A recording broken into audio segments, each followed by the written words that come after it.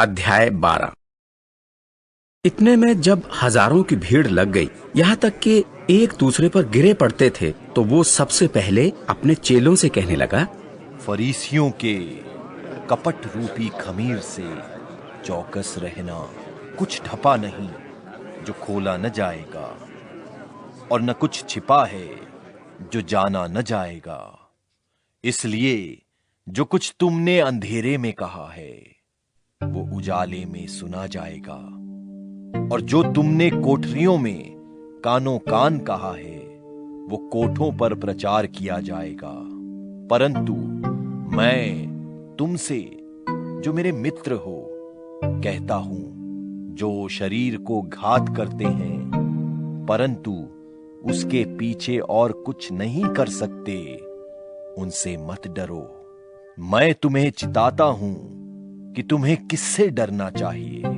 घात करने के बाद जिसको नरक में डालने का अधिकार है उसी से डरो, वरन मैं तुमसे कहता हूं, उसी से डरो। क्या 2 पैसे की 5 गौरैयां नहीं बिकती? तो भी परमेश्वर उनमें से एक को भी नहीं भूलता। तुम्हारे सिर के सब बाल भी गिने हुए हैं, सो डरो नहीं, तुम बहुत गौरैयों से बढ़कर हो। मैं तुमसे कहता हूं, जो कोई मनुष्यों के सामने मुझे मान लेगा, उसे मनुष्य का पुत्र भी परमेश्वर के स्वर्ग दूतों के सामने मान लेगा। परंतु जो मनुष्यों के सामने मुझे इनकार करे, उसका परमेश्वर के स्वर्ग दूतों के सामने इनकार किया जाएगा। जो कोई मनुष्य के पुत्र के विरोध में कोई बात कहे, उसका वो अपराध क्षमा किया जाएगा। परंतु जो पवित्र आत्मा की निंदा करे, उसका अपराध क्षमा न किया जाएगा।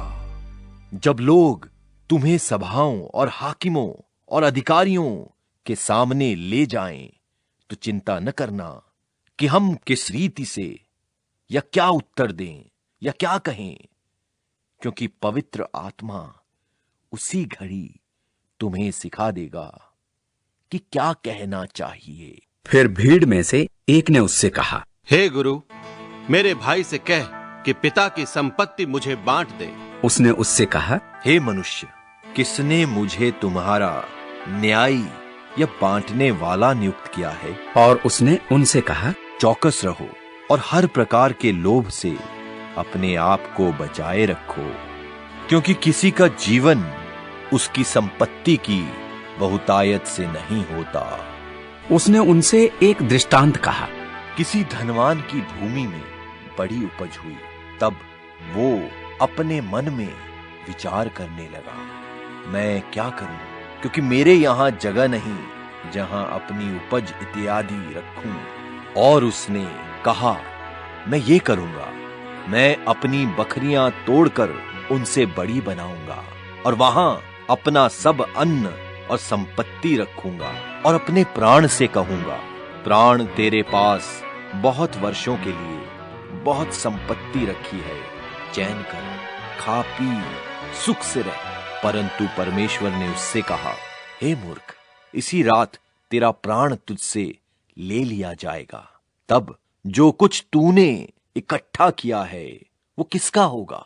ऐसा ही वो मनुष्य भी है जो अपने लिए धन बटोरता है, परंतु परमेश्वर की दृष्टि में धनी नहीं।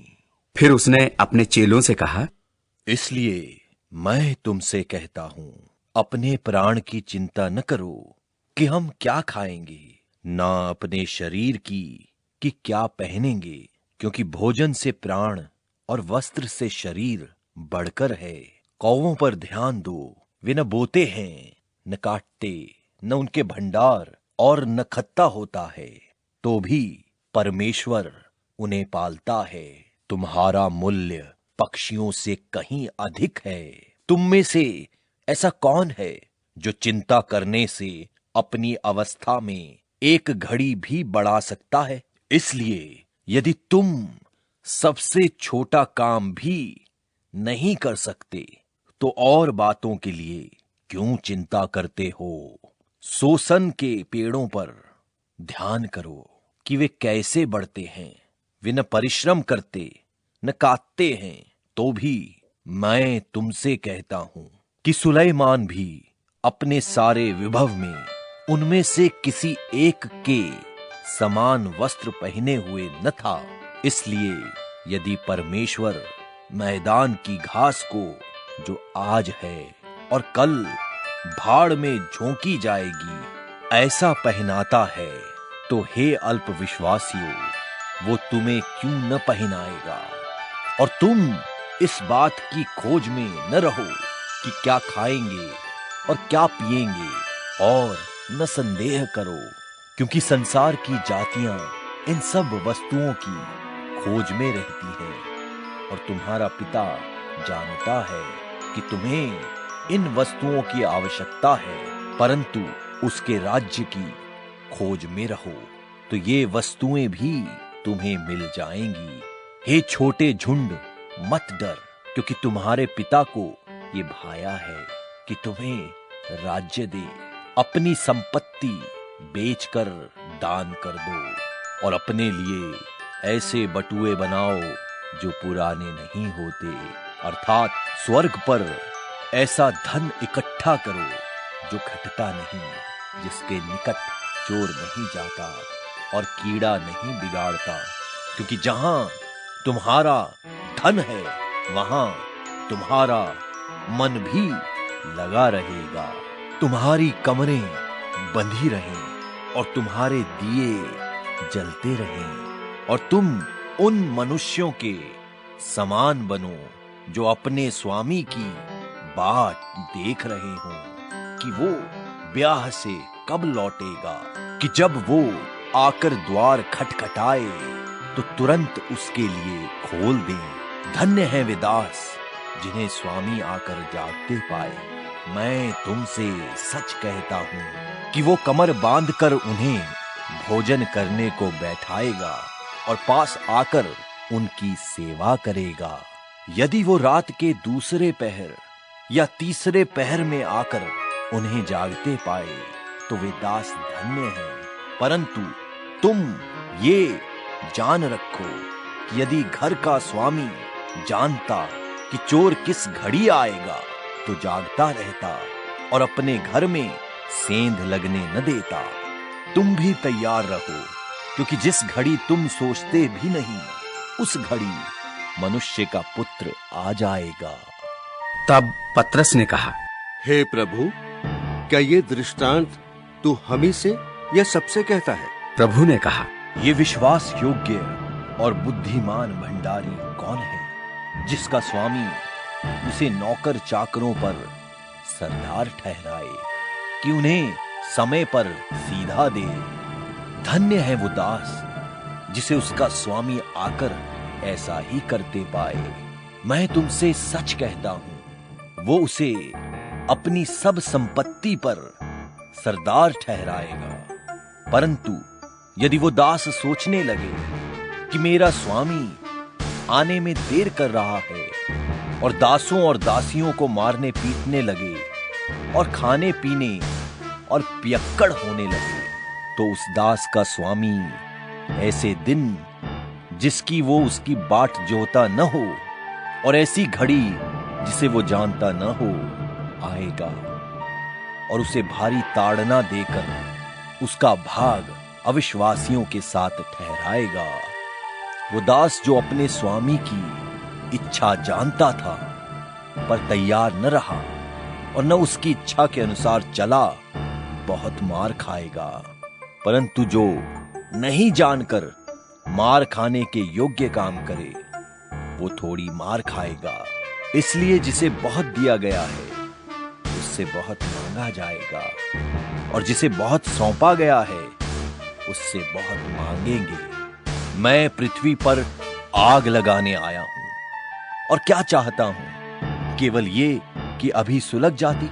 मुझे तो एक बपतिस्मा लेना है, और जब तक वो न हो ले तब तक मैं कैसी सकेती में रहूंगा। क्या तुम समझते हो कि मैं पृथ्वी पर मिलाप कराने आया हूं? मैं तुमसे कहता हूं, नहीं, वरन अलग कराने आया हूं। क्योंकि अब से एक घर में 5 जन आपस में बैर रखेंगे, 3 2 से और 2 3 से, पिता पुत्र से और पुत्र पिता से बैर रखेगा, माँ बेटी से और बेटी माँ से, सास बहू से और बहू सास से बैर रखेगी। और उस भीड़ से भी कहा, जब बादल को पश्चिम से उठते देखते हो तो तुरंत कहते हो कि वर्षा होगी, और ऐसा ही होता है। और जब दक्षिणा चलती देखते हो तो कहते हो कि लूह चलेगी, और ऐसा ही होता है। हे कपटियों, तुम धरती और आकाश के रूप में भेद कर सकते हो, परंतु इस युग के विषय में क्यों भेद करना नहीं जानते? और तुम आप ही निर्णय क्यों नहीं कर लेते कि उचित क्या है? जब तू अपने मुद्दई के साथ हाकिम के पास जा रहा है तो मार्ग ही में उससे छूटने का यत्न कर ले। ऐसा न हो कि वो तुझे न्यायी के पास खींच ले जाए और न्यायी तुझे प्यादे को सौंपे और प्यादा तुझे बंदी गृह में डाल दे। मैं तुमसे कहता हूं कि जब तक तू दमड़ी दमड़ी भर न देगा, तब तक वहां से छूटने न पाएगा।